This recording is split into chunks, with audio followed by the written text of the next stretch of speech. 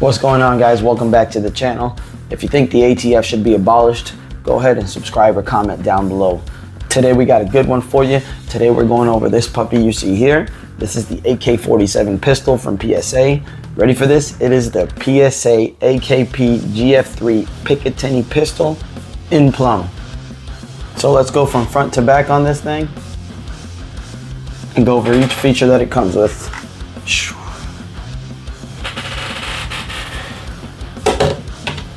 Quickly, I just want to give a shout out to the guys down at Pembroke Gun and Range in Pembroke Park, Florida, where I go shoot. If you ever have time, go down there and check them out. When they found out that I was doing a YouTube video for guns and reviews and stuff like that, he immediately wanted to help out, and they're always nice. They always help, but he wanted to help even more so when he realized I was putting out gun content. So that's great. Any business that's willing to support your Second Amendment rights, support them. They want you to be able to defend yourself. I say you go out there and support them. Their businesses are constantly under threat, especially with the administration that we have at the moment. So go out there, support them. They have training, they have classes, they have gun rentals, they have the gun range, they have suppressors, they have all the stuff you need. If they don't have it, I'm sure they can find it. Go down there and tell them I sent you. We'll both find out if that means anything, but tell them you've seen it here first. So here she is in all her glory. Let's go over some quick stats, some general stats about it. It is an AK-47, so it does carry the traditional AK-47 round, which is the 7.62 by 39. It is a barrel length of 10.5 inches. That's why this is a barrel pistol. If it was over 16 or over, it would be a AK rifle, but this is an AK pistol. The barrel is made out of 4150 steel. The barrel has a 1 and 9.5 rifling twist. So that means for every 9.5 inches, it does one full twist of the bullet. So this one being 10.5 inch barrel, it's only gonna do a little over one twist of the bullet before it comes out. The barrel finish is a gas nitride finish. Let me see if I can show you guys that all there. I mean, you can see a little bit, but that handguard does cover most of it. So the receiver is stamped steel, as you see here. The bolt, the carrier, and the front trunnion are all hammer forged. So from what I understand, it's a better process. The handguard type is a Magpul MOE AKM handguard. It's the PLUM edition. As you can see, it matches also the grip there. Those things are fantastic. I love them. They're made out of polymer, no big deal. They can take a beating, so that's good. As you can see there, it says MOE. I'll show you right there. MOE AKM. And then you see here, MOE AK. And there you go, so that's perfect. This is a Magpul mag, but this paint job I did myself.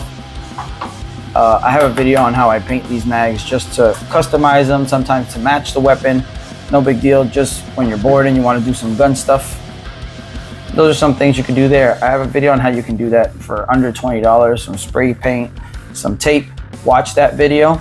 So let's start from the front to the back and we'll see what we have here. At the front, they have what they call the mini crank brake. So this is just basically the AK's edition of a blast forwarding device. It's cool how they have it here. If you look here, you see this little detent. You can push this little detent in, unscrew this thing, and you have a muzzle thread there. The muzzle thread is a 24 by 1.5 inch right hand twist. I'm not sure what you can actually put on this thing. It does have the threading here. To be honest, I don't know how you would connect a suppressor to this, but it is over the barrel. Let me see if I can show you there. Okay, there you go. So the barrel itself is not actually that big, but the barrel's inside of that, connected to the gas block here. And you can just thread this thing back on. Once these little notches catch up, they'll lock in with that detent. You can do one, or you can keep going two. And that's about it. You can get 2 turns. Moving right along, you have the front sight gas block, adjustable sight. As you can see there. Here, let me see if I can show you. You see there, so it has thread on it, so you can actually turn that and have it go up and down to adjust for elevation. So that's pretty cool. Even though the back sight is a fixed one. It's not like an adjustable leaf sight like a traditional AK-47 would have. As we said before, you got the MOE Magpul handguard here, PLUM. It comes with 3 M-lock slots there. You got, I think, 2 under here, and then you got 3 on this other side. Okay, then you got these things. From what I understand, they were made compatible to fit with the Ultimac optic mount system. Never really used it. If anybody has experience with those, please let me know down below. Maybe I'll consider getting one of those. You have right here this little lever that a lot of people don't know what it's for, including me. I mean, I had to learn about it, but apparently this holds down your gas block there, so you want to keep that in the down position. You have a Picatinny rail that goes across the top here. For those of you who didn't see, I did have a video of an unboxing and first impressions about this thing here that I just put on here, and I actually took it to the range with it to zero it out and get my first shot impressions on that, so I'll have another video on that. As you can see here, this is the GF3 edition from Palmetto State Armory. It does come with one 30-round Magpul mag. Obviously this one was painted, but there's other mags you can get. There's plenty of aftermarket support for these things. These are the US PLUM magazines for AK47s, which I think I got from Gun Mag Warehouse. You can get tons and tons of magazines. There's no shortage of AK47 magazines. From the traditional steel magazines to Magpul to those, there's all kinds all over the place. Now, one thing a lot of people didn't like about this is the fact that this Picatinny rail sits on top of the dust cover here. You see this button right here. You push in, you can lift up the dust cover. Let's see if I can do it. There we go. So basically it means that your optic is sitting on a movable part, which is not exactly conducive to keeping a good zero, but I did take it to the range and it keeps what I like to call, or what many call, a combat zero. It's got combat accuracy. So, I mean, that's good enough for me. There is, a buddy of mine told me about the SaberWorks KOP optic mounts, which you could replace this fixed sight on here. And it's another fixed sight, but with a steady platform that would be more supported by a fixed platform right here.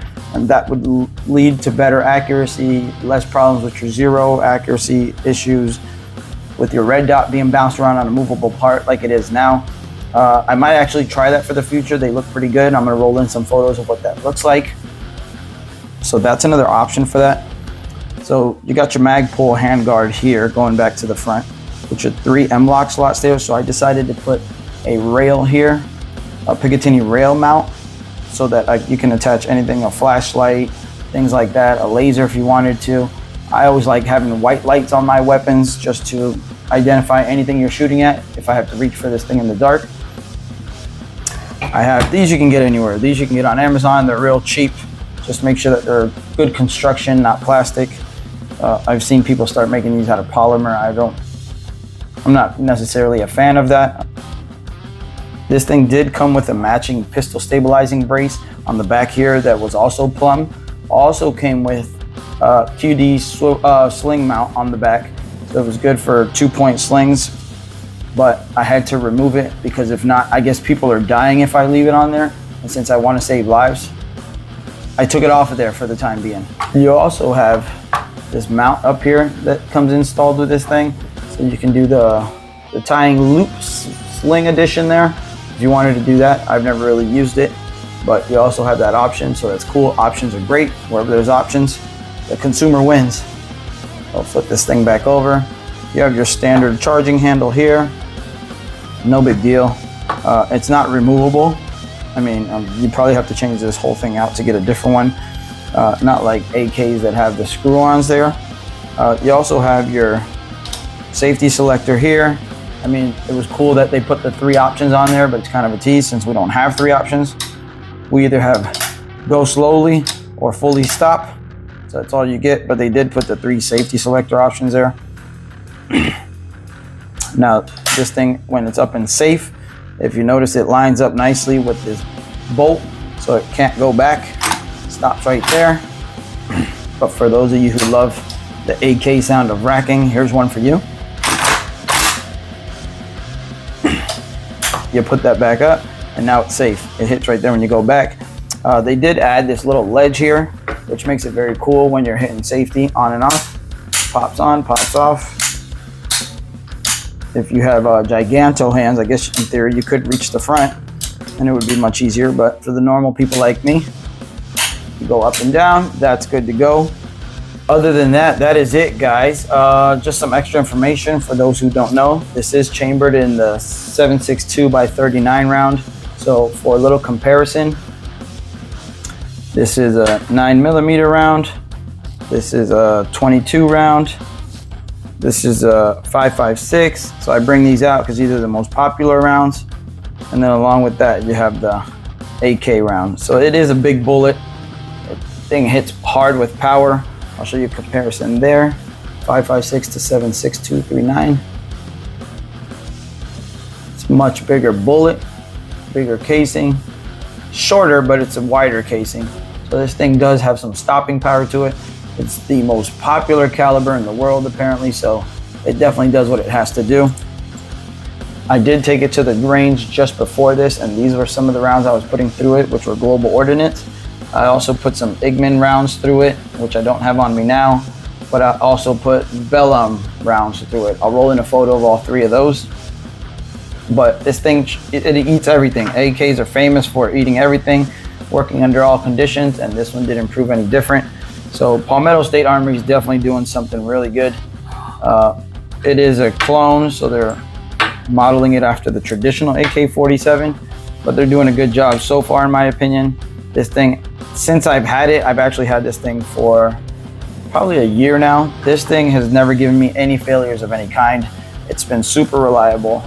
I mean, you can see how dirty it is. I haven't cleaned this thing once since I've had it. So I love it. It's a great shooter. Not a lot of recoil. Everybody else that shot it likes it. It's actually very mild when it comes to recoil compared to, let's say, the AR pistol that I did a video of. So it's definitely a fun shooter.